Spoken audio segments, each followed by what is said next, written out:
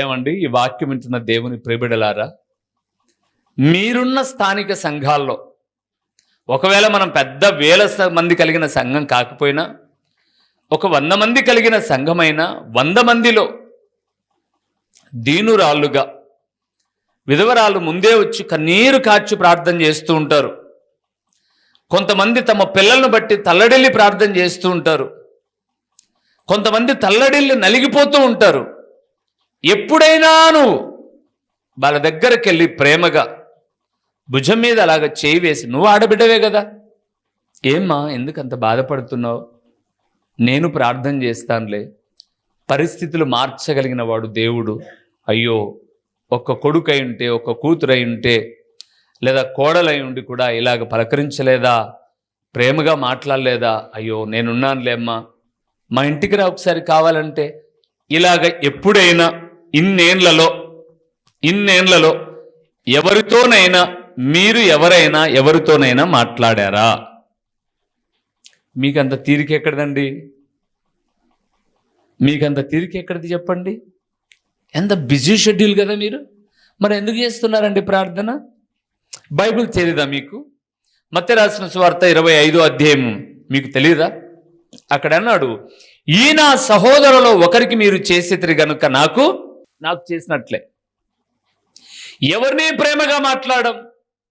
ఒకవేళ ఎవరినైనా మాట్లాడాలంటే మన స్థాయికి తగినట్టు ఉండాలా, మనకన్నా పెద్దోళ్ళై ఉండాలా, మనకన్నా బాగుండాలా, అలాంటి వాళ్ళతోనే మాట్లాడతాం. కానీ ఖచ్చితంగా ప్రతి కన్నీటి మనకు తెలుసు, వాళ్ళ కుటుంబాల గురించి మనకు కొంతైనా తెలిసి ఉంటుంది సమాచారం.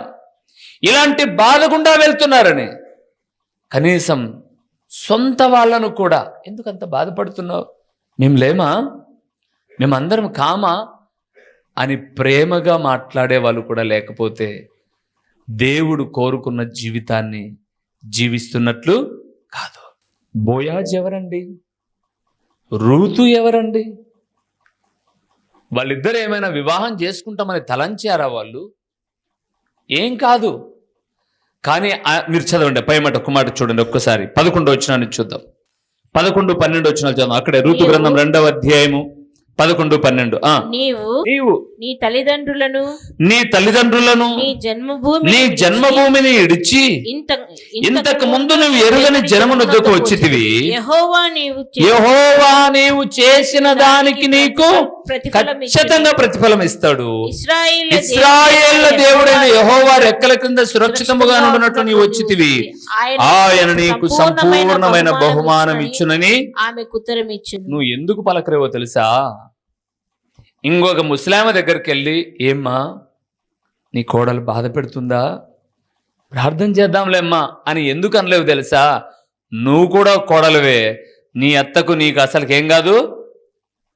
ఏం మాట్లాడరే? మీకు ముందు ఎట్టుంటుందంటే చల్లని రోకలు 2. నిజం, మీకు సరిపోదు. ముందు మీ కుటుంబాల్లో మీకు సమాధానం లేదు కాబట్టి ఇంకొకరి దగ్గరికి వెళ్ళి సమస్యలు తొలగిపోతాయిలేమ్మా, మీ కోడలు మారుతుందిలేమ్మా అని నువ్వు చెప్పలేవు, మీ అత్త మారుతుందని ఆమె చెప్పలేదు. ఇక్కడ మీరు చూస్తే 10వ వచనం చివరి లైన్లో ఒక మాట మీరు మిస్ అయ్యారు. నీవు నీ అత్తకు చేసినదంతయు నాకు తెలిసింది. బోయాజ్ అంటున్నాడు. దేవుని ప్రియబిడ్డలారా, ఒక్కటి గుర్తుపెట్టుకోండి, జీవితం చాలా చాలా చాలా చాలా మనకు నేర్పిస్తుంది, చూపిస్తూ ఉంటుంది. ఈరోజే నువ్వు అత్తవు, ఈరోజే నువ్వు కోడలు, రేపటి దినాన నువ్వు కూడా ఏమవుతావు? అత్తవు కావడానికే నీ గర్భమున బిడ్డలను ఇచ్చాడు. ఇక్కడ ఒక మంచి మాట అన్నాడు, నీవు చేసిన దానికి నీకు ఏమిస్తాడట దేవుడు? ప్రతిఫలం. అంటే ఈరోజు నువ్వు ఏమి విత్తింటే ఇంకొక 20 ఏండ్లు వెనక్కి వెళ్ళిన తర్వాత అదే నువ్వు కోస్తావు. ఈరోజు నువ్వు సాకులు చెప్తానులే, నేను చాలా ప్రేమ చూపుతానన్నా కానీ విననున్నాను మాట అంటావు కదా, రేపొద్దున వాళ్ళు కూడా అట్లే చేసి నేను కూడా చాలా ప్రేమ చూపుతా అని నా గాకపోయినా ఇంకో సేవకునికైనా చెప్తారు. వినరళ్ళు అని దేవుని ఎదుట జ్ఞాపకం చేస్తున్నాను. ప్రేమ కలిగిన జీవితం చేయాలండి, ప్రేమ కలిగిన జీవితం. యోసేపు ఎన్నో కష్టాలు పెట్టిన అన్నలను, వారి భార్య పిల్లలను ఎడల ప్రేమగా మాట్లాడుతున్నాడు. ఏమంటే ఇప్పుడు మిమ్మల్ని అడుగుతాను, ఒక మాట అడుగుతాను. ప్రేమగా మాట్లాడుకోవడానికి ఏమైనా డబ్బులు ఖర్చు అవుతాయా? ప్రేమగా మాట్లాడుకోవడానికి ఏమైనా డబ్బులు ఖర్చు అవుతాయా? ఏం ఖర్చుగో ప్రేమగా మాట్లాడుకోవడానికి. మరి ఏమి ఖర్చు కాకపోయినా మాట్లాడుకోమే మనం. మనస్సులో అహం అంటారు చూడండి, అది అడ్డుపడి ఉంటుందండి. ఏ అహము? కొంతమందికి ధనం అనే అహం. నేను అడిగినా, మేము ఒక వివాహానికి వెళ్ళాం, ఒక కార్యక్రమానికి వెళ్ళాం. అక్కడ ఎలాగున్నారు తెలుసా? అందరూ బంధువులే. బంధువులు అంటే వాళ్ళ తరపున వీళ్ళ తరపున వచ్చేది కాదు, ఒక వంశం తరపున వచ్చే రక్తబంధం. వాళ్ళ నాన్న వీళ్ళ నాన్న, అన్న తమ్ములు, ఇలాంటి బంధం. అందరికీ అబ్బా ఒకడే. వారి కడుపున పుట్టిన కొడుకులు 5-6 మంది అయితే వాళ్ళ కడుపున పుట్టిన పిల్లలు కొంతమంది. వీళ్ళంతా ఎలాగున్నారు అని చెప్పేసి అంటే, డబ్బున్నోళ్ళంతా ఒక తిక్కు కూర్చున్నారు అనమాట. డబ్బున్నోళ్ళు ఒక తిక్కు, ఉద్యోగాలు ఉన్నోళ్ళు ఒక తిక్కు. నిజం. పెద్ద పెద్ద చర్చలకు వెళ్ళే వాళ్ళే ఉద్యోగాలు ఉన్న వాళ్ళంతా ఒక తిక్కు కూర్చున్నారు. డబ్బున్నోళ్ళంతా ఒక తిక్కు కూర్చున్నారు. పేద సీదా సాదంతా ఒక తిక్కు కూర్చున్నారు. ఆ పెళ్లికి మిగతా క్యాస్ట్ కూడా వస్తానులే. ఈ కుల పిచ్చి గచ్చిన వాళ్ళు, ఈ గచ్చోళ్ళంతా వీళ్ళు ఒకరి దగ్గర కూర్చున్నారు. అందరికీ వండింది ఒకే బువ్వ. ఇంకా పెళ్లిలో నేను చూసిన వింత ఏంటంటే, పెళ్లి కొడుకు అమ్మ నాయన అన్నం తక్కువ వచ్చిందా, కూర తక్కువ వచ్చిందా, వచ్చిన అతిథులు తిన్నారా లేదా ఏం పట్టించుకోలేండి. ఇంకా పెళ్లి కూతురు పెళ్లి కొడుకురు ఇటుకి రాక తలకనే వచ్చి ఇద్దరు సదింపుల దగ్గర కూర్చొని భర్త రాస్తాడు, భార్య లెక్క కవర్లు వేసుకుంటుంది. ఏమి దంపతులండి! భర్త రాస్తాడు, భార్య లెక్కేసుకొని కూర్చుంటుంది. ఏ ఒక్కరు కూడా అరే ఇంత పెళ్లిలో మమ్మల్ని మా ఆహ్వానం మన్నించి వచ్చారు, ఏమ్మా తిన్నారా, సరిపోయిందా, ఇక్కడ చూడు వీళ్ళు మా వాళ్ళు వీళ్ళందరూ వచ్చేసారు మమ్మల్ని పట్టుకొని, ఏమయ్యా నువ్వు లేటుగా తీసుకొస్తున్నావు, పెట్టే అన్నమే 2 అయింది, అప్పటికి ఇంకొక 15 నిమిషాలు ఆగండి అవుతుంది అని అన్నారు. 2 గంటలకు పెట్టేటటువంటి అన్నం కోసం పసిబిడ్డలు షుగర్ వాళ్ళు అంతా కాసుకొని ఉంటే వీళ్ళు మాత్రమే అడుగుచున్నారు, సదింపులు రాసుకుంటున్నారు. వీళ్ళకేం పిచ్చింది చెప్పండి? వీళ్ళకేం పిచ్చింది? ఎవడెట్టన్నా పోండి, ఇంతకుముందు పెళ్లిలో మనం పలానోళ్ళకి పోయి 500 పెట్టి వచ్చినాం, వాడు మళ్ళా వచ్చి పెడతాడా లేదా చూసుకోవాలంటే వీడి దగ్గర పెన్ను ఉంది కాబట్టి, పలానోని నేను పిలిచినా వాడు నేను రాయలేదు వాడి పేరు అంటే వాడు ఏం చేయలే, సదింపులు పెట్టాలా. ప్రేమలు లేవండి దేవుని బిడలారా. అందుకే దేవుడు అనే పదంతో మాట్లాడు. దేవుడు జీవించమన్న జీవితం ప్రేమ కలిగిన జీవితం. ఎంతసేపు ముందు వచ్చామా, కూర్చున్నామా, ముందు పోయామా, ఇదిగా చూసుకోవాల్సింది. దయనీయమైన స్థితిలో, బాధలో, బలహీనతలో ఉన్నవారిని మనం ఆదరించే ఒక మాట చాలా గొప్ప ఓదార్పునిస్తుందండి. పలాని మందిరానికి మేము వెళ్తే పాస్టర్ గారిని కాదు పక్కన పెట్టండి, పాస్టర్ గారు అందరినీ పలకరిస్తారు. పాస్టర్ గారు కాదు, పలాని మందిరానికి మేము వెళ్తే మా ప్రక్కన కూర్చున్న విశ్వాసులు, ఏం పేరు నీకు, పేరు ఏంటి, ఎక్కడి నుంచి వస్తున్నావు, మంచిది, ఇక్కడ వాక్యం ఉంది, ఆయన గుచ్చినట్టు మాట్లాడతాడు, నేను మానుకుందాం అనుకున్నా, నువ్వు కూడా మానుకో, రేపు వారం నుంచి ఎందుకు వచ్చి చీటుకు వచ్చినావే. ఇట్ట కాకుండా చివరి దినాల్లో ఉన్నాం, వాక్యం కరువైపోతుంది, ఎక్కడి నుంచి వస్తున్నావు, ఏం పేరు అక్క నీ పేరు, నువ్వు అసలుకి ఎన్ని వారాల నుంచి వస్తున్నావు, మీకు తెలుసా వెనక కూర్చున్నటువంటి వాళ్ళు ఎన్ని వారాల నుంచి వస్తుందో. అమ్మ జయమ్మ కాలనీ నువ్వు లేమో ఒకసారి, దాదాపు 3-4 నెలల నుంచి ప్రార్థనకు వస్తూ ఉంది, 2-3 నెలల నుంచి. ఆమె ఎవరో మీకు తెలియదు, కానీ ఒకే బల్లలో చేయి వేస్తున్నాం, ఒకే రొట్టెలో చేయి వేస్తున్నాం, ఒకే రక్తాన్ని పానీయం చేస్తున్నాం, నిలువు మోకాళ్ళు వేస్తుమి, ప్రార్థన చేసుకుంటుమి, పోతిమి. ఎవరికండి మేలు? చెప్పండి, ఎవరికి మేలు? ఏం ఉపయోగం దీనివల్ల? అయ్యా మీరు కొంచెం అన్న ఆలోచన చేయరా? ఎంత అద్మానంగా తయారైపోతున్నామండి లోకంలో. ఏమండి కొంచెమన్నా ఆలోచన విధానం ఉండదా? మనం ఒక తండ్రి బిడ్డలంగా ఒక చోట కూడుకుంటున్నప్పుడు, ఇదే పిల్లలను అడగండి మీరు, వాళ్ళ కాలేజీకి వెళ్తే వాళ్ళ కాలేజీలో క్లాస్లో కూర్చున్న వాళ్ళ పిల్లల గురించి వాళ్ళకందరికీ తెలుసు. ఇప్పుడు జరుగుతుంది కదా లోకంలో ఒక ట్రెండ్, పూర్వపు విద్యార్థుల కలయిక అని. ఏదో ఒక రీతిగా మన నెంబర్ పెట్టుకుంటారు. ఇదిగో పలాని సంవత్సరం పలాని స్కూల్లో మీరు చదివారు, సో ఆ రోజు మేము గెట్ టుగెదర్ మీటింగ్ పెడుతున్నాం పలాని స్కూల్లో, మీరంతా వచ్చేయండి అని. కానీ అక్కడికి వెళ్ళి నువ్వు కదరా, ఏం చేస్తున్నావు ఇప్పుడు, ఎక్కడున్నావు నువ్వు, ఇవన్నీ మాట్లాడుకుంటామే. మరి రేపు పొద్దున మనమందరం కూడా పరలోకంలో గెట్ టుగెదర్ అవద్దా? అప్పుడు ఎవరెవరో తెలియద్దా మనకు? ఎంత దుర్మార్గం అండి. ప్రేమ గల జీవితం జీవించే వారికి ప్రక్కన వారెవరో, వెనక వారెవరో, ఎప్పుడు వచ్చారో, ఆరాధనలో ఏమి నేర్చుకుంటున్నారో అర్థమవుతాయండి. అందుకే దేవుడు జీవించమన్న జీవితం ఎలాంటిది? చెప్పండి, ఎలాంటిది? ప్రేమగల జీవితం. ఏమ్మా, గంట సేపు వచ్చి ప్రార్థన చేస్తేవి, తల్లితో ఎలాగ మాట్లాడాలో తెలియకపాయే, అమ్మ మీద ఏం ప్రేమ. నువ్వు ఈ స్థితిలోనికి రావడానికి, నిలబడ్డానికి నీ తల్లి ఎన్ని కన్నీటి రక్త బొట్లు కార్చిందో నీకు తెలియకోకుండా ఎంత పడితే అంత మాట్లాడేస్తారు కదండి. ఎంత పడితే అంత సింపుల్గా చెప్తారండి తెలుసా, సింపుల్గా సారీ. ఏమండి, ఒక వ్యక్తిని కత్తి తీసుకొని చక చక చక చక 4 పోట్లు పొడిచి కత్తి తీసుకొని చేతిలో పెట్టుకొని సారీ కట్టుకుంటాయండి కట్లన్నీ. ప్రేమ కలిగిన జీవితం మాటల్లో, చూపుల్లో, క్రియల్లో, తలంపులో, వ్యక్తుల ఎడల సహవాసములో ప్రేమ ఉండాలి ప్రియులారా. అందుకే మేము ఇక్కడ నిలబడి ప్రతి ఒక్కరిని గమనిస్తూ ఉంటాం. ఎందుకో తెలుసా? వారేంటి, ఏం చేస్తున్నారు, వారి కుటుంబం అన్ని ప్రభు దగ్గర ప్రార్థన చేస్తుంటారు. ప్రేమ కలిగే జీవితం. రెండో విషయానికి వెళ్దాం ప్రియులారా. పేతురు రాసిన మొదటి పత్రిక 3వ అధ్యాయము 7వ వచనాన్ని మనం చూద్దాం. పేతురు రాసిన మొదటి పత్రిక 3వ అధ్యాయం. ఇక్కడ ఒక జీవితం ఉంది, అది మీకు చూపిస్తాను. 3వ అధ్యాయం 7వ వచనం. అటువలనే పురుషులారా జీవమును మనం చదివే ప్రతి మాటలో జీవము అనే చోట జీవితము అనే జీవమనే కృపావరములో మీ భార్యలు మీతో పాలివారై ఉన్నారని ఎరిగి చాలు. రెండవదండి, కృపగల జీవితం. మొదటిది ఏ జీవితం? ప్రేమగల జీవితం. రెండవది ఏ జీవితం? కృపగల జీవితం. అక్కడ ఒక మంచి మాట రాయబడింది, జీవమను కృపావరములో మీ భార్యలు మీతో ఏమై ఉన్నారు? పాలివాళ్ళు. పక్కనే ఎద్దులేనుంది, తమ్ముడు ఒకసారి తెలుసు.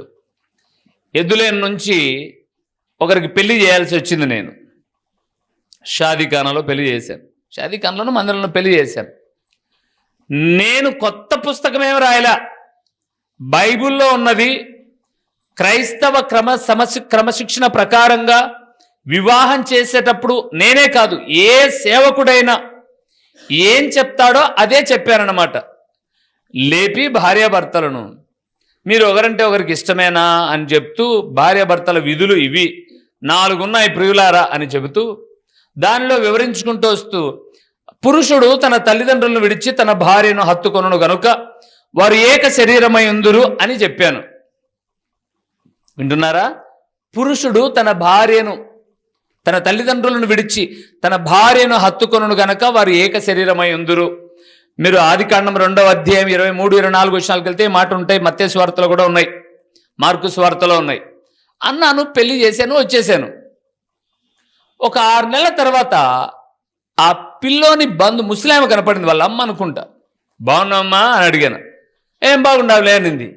ఈమెకు నేనేం కీడు చేయలేదే, తెలిసినామె కదా అని పలకరిస్తే ఏం బాగున్నాం లేనింది.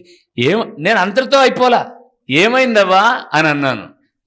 నువ్వు పెళ్లి చేస్తేవి, భార్యాభర్తలు తల్లిదండ్రులను విడిచి భార్యాభర్తలు కలుసుకొని ఉంటారు, ఒకరినొకరు హత్తుకొని ఉంటారని చెప్తే వాడు ఎంతసేపు ఆమెని హత్తుకొని నన్ను అస్సలు పట్టించుకోలే అనింది. నేను అనుకున్నాను, ఇది బైబిల్ పదమే, ఏమైంది ఇప్పుడు అని అన్నాడు. ఏం కోడలను చూసుకుంది ఆమె, కట్న కానుకలు మాట్లాడుకుంది వాళ్ళు, ఒకవేళ పెళ్లి రుసుము ఇస్తే 2000 3000 నాకు ఇచ్చింటారు అంతే, అన్ని మాట్లాడుకొని తెచ్చుకునింది వాళ్ళు. వీళ్ళు అంటున్నారు ఇప్పుడు నువ్వు చెప్తివి భార్య తల్లిదండ్రులను విడిచిపెట్టి భార్యను ఎత్తుకుంటాడని వాడు ఎప్పుడు ఆయమని ఎత్తుకున్నాడు, ఆయమ్మి కూడా వాడిని ఎత్తుకుని మమ్మల్ని అస్సలు పట్టించుకోలే. నీళ్ళు తాగినావనరు, బుదినేవందు, ఏమందో తెచ్చి కొరివి పెడితే మన ఎత్తిననింది. కొరివి పెట్టింది నేనా? నేను మామూలుగానే సేవలోకి వచ్చిన తర్వాత సంబంధాలు చూడండి. నేను చాలా మంది మా బంధువులు, రక్త సంబంధికులు కూడా ఎక్కడన్నా సంబంధం మాట్లాడంటే వద్దురా బాబు మీరు చూసుకోండి, అమ్మాయి అబ్బాయి బాగుంటే వాళ్ళు మంచోళ్ళు, వాళ్ళ మధ్యలో ఏమన్నా మనస్పర్ధలు వచ్చాయనుకోండి చేసినోడు నా అంటారు. నాకెందుకు బాబు అని. అందుకే కొంతమంది చర్చిలో కూడా అన్న పేరు పెట్టున్నా మా పిల్లోనికి అని వస్తారు. నేను అంటాను వద్దురా బాబు మీరే పెట్టుకోండి, పేరేందో మీరు చెప్పండి, అది వచ్చి నేను ప్రార్థన చేస్తా. అది ఎందుకు వచ్చిందన్నా అంటారా, అది కూడా చెప్తా. ఒక్కసారి ఒక ఇంట్లోకి వెళ్ళేసరికి ఆమెని పడమని కొడుతుంది వాళ్ళమ్మ. కొట్టి నీకెవడు పేరు పెట్టినాడు? నేను కాదు పెట్టింది, నీకెవడ పేరు పెట్టినాడు? ముఖమే. ఇంకొక తల్లి మాట్లాడుతుంది, ఈ కూతురు మాట వినలేదని నువ్వు పుడతానే నీ ముఖం మీద నీళ్ళు చల్లలేరు. నువ్వే లేదు చల్లుకోకూడదుమ్మా, నువ్వే లేదు చల్లుకోకూడదు. ఎవరైనా చల్లుకోకుండా కానుపైతాను ఎవరు చల్లమాకండి, నా బిడ్డ ముఖం నేనే నీళ్ళు చల్లితే నా బిడ్డ నా ఎంత మంచి నవముఖం అవుతుంది, నువ్వే చల్లుకోకూడదు. ఎవరో ఒకరు ఎంతసేపు పుట్టి కేకపోతే పానంతో ఉందా పోయిందే ఆరోగ్యవంతరాలా కాదా అని చెప్పేసి ముఖం మీద నీళ్లు చిలకరిస్తే ఆ పాప పుట్టి నుంచి మెట్టి నీళ్లకు పోయేంత వరకు నీ ముఖం నీళ్లు చల్లినలేరు, నీ ముఖం నీళ్లు చల్లినారు, నీ ముఖం కదండి. వాక్యం దగ్గరికి వస్తాను ఇప్పుడు మళ్ళీ. భార్యలు జీవమను కృపావరములో ఏమై ఉన్నారట? పాలి భాగస్థులు. సహోదరులారా, మీకు మీ తల్లిని తండ్రిని గౌరవించండి, చాలా గౌరవించండి. హానర్ యువర్ పేరెంట్, హృదయపూర్వకంగా గౌరవించండి. కొంతమంది ఏంటంటే అమ్మా నాయనను గౌరవించరు కానీ వీధిలో వాళ్ళందరినీ గౌరవిస్తారు. తమ నాన్నను గౌరవించడం తెలియదు కానీ అందరినీ గౌరవిస్తారు. తమ అమ్మను గౌరవించడం తెలియదు కానీ అందరినీ గౌరవిస్తారు. గౌరవం అంటే ఏంది? శాల్వా కప్పడం కాదు. ఉదాహరణకు నీ తల్లి బాత్రూంలోకి నీళ్లు తోడుకోలేదు, నీ ఇంటికి ఒక అతిథి వచ్చాడు అనుకోండి, నువ్వేం చేస్తావు? ఒక బకెట్ నీళ్లు తోడుపెట్టి అమ్మా రా స్నానం చేద్దురా అని అంటావు. దీన్ని గౌరవం అంటారు. ఒక వ్యక్తిని గౌరవించడం. తల్లి చేసుకునే వయసు ఉండొచ్చు, తండ్రి చేసుకునే వయసు ఉండకపోవచ్చు, నువ్వు వారిని గౌరవించు. కానీ ప్రేమ మాత్రం భార్య మీదనే. దీనికి మళ్ళీ ఇంకొక 5 ఏళ్ళకు 6 నెలలకు వచ్చిన పర్వాలే. భార్యను ప్రేమించాలి, బైబిల్ చెప్పిన ఆజ్ఞ అండి. భార్య భర్తకు విధేయత చూపాలి, భర్త భార్యను ప్రేమించాలి. అది బైబిల్ చెప్పిన సత్యం, నేను కాదు. ఏమిటో చూస్తారా, కొత్తది అనుకుంటారా? చూడండి ఒకసారి ఎందుకు వచ్చింది. ఓయమ్మో ఇట్టొచ్చినా మళ్ళా రేపొద్దున చెప్పింది ఆయన్ని అంటారు కదండి. ఎఫెసీయులకు రాసిన పత్రిక 5వ అధ్యాయము 22-23 చదువుదాం. 22-23 స్త్రీలారా 25 వరకు చదువుదాం, సరేనా? స్త్రీలారా ప్రభువునకు వలె మీ సొంత పురుషులకు ఏం కావాలి? లోబడి ఉండుడి. అక్కడ ఆగుదాం. 25 కొద్దాం మళ్ళా. ఇప్పుడు పురుషులారా మీరును మీ భార్యలను ప్రేమించుడి. చాలు. భార్యలను అన్నాడని ఇంకొక సెటప్ ఆలోచన చేయకండి దరిద్రులారా, సరేనా? భార్యలు అనేది అక్కడ పద ఉచ్చారణ కూడా వాడిందే. భార్యను భర్త ప్రేమించాలి, భర్తను భార్య ఏం చేయాలి? లోబడాలి. ఎంత స్థాయిలో ఉండు, ఏ ఉద్యోగమైనా ఉండు, లోబడాలి. ఈరోజు ఈ రెండిటి విషయంలో పాలి భాగస్థులు అన్న సంగతిని మర్చిపోతూ ఉన్నారు. ఇంకా చాలా ప్రాముఖ్యమైన ఒక్క మాట చెప్పిన 3వ విషయంలోనికి వెళ్తాను. ఏ కుటుంబమైనా ఆశీర్వదించబడాలంటే మంచి సూత్రం ఏంటో తెలుసా? మంచి సూత్రం ఎవరో పెద్దలు చెప్పారు, అది మా నాన్న విన్నాడు, మా నాన్న మాకు చెప్పాడు, ఇలాగ చెప్పడం కన్నా శ్రేష్టమైన లక్షణం సహోదరులారా, ఏ ఇంటిలో అయితే తనను నమ్ముకొని వచ్చిన భార్య కన్నీరు పెట్టకోకుండా సంసారం చేసేటటువంటి రీతిగా నడుచుకుంటాడో భర్త, ఆ ఇల్లు ఆశీర్వదించబడుతుందండి. అలాగని మీరు అనొచ్చు, అంటే పట్టు చీర కొనలేదని ఏడుచది నాని, ఆ దరిద్రమైన లక్షణాలు కాదు నేను చెప్పేది. నీ సూటిపోటు మాటల వలన నీ భార్య నీ వల్ల ఏం కాకూడదు? ఈ ఇంటికి వచ్చి పడ్డాను, నా జీవితం ఇంతే అని ఎప్పుడు ఏడ్చకూడదు. అందుకే లోకంలో నానుడు చెప్తాను, ఎద్దు ఏడ్చిన వ్యవసాయం, ఆలి ఏడ్చిన సంసారం జీవితంలో వృద్ధికి రావు ప్రియులారా.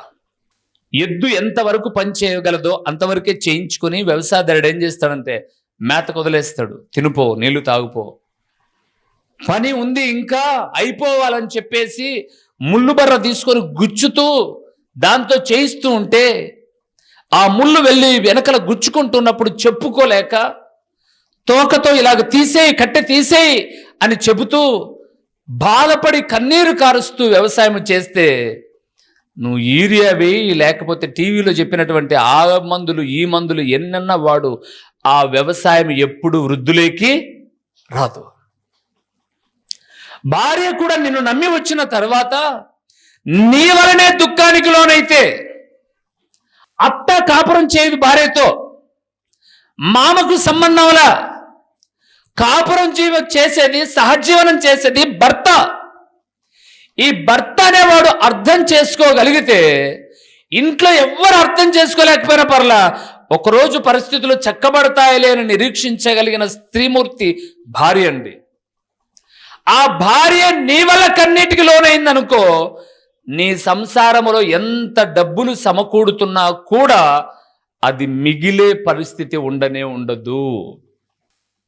అందుకే దేవుడు చెప్పిన మాట, నేను చెప్పిన మాట కాదు, జీవమను కృపావరములో మీ భార్య మీతో ఏమై ఉన్నారు, సమానం అన్నాడు. చూడండి, ఇంకా మీరు కిందికి వెళ్తే భార్య బలహీనమైన ఘటము అన్నాడు.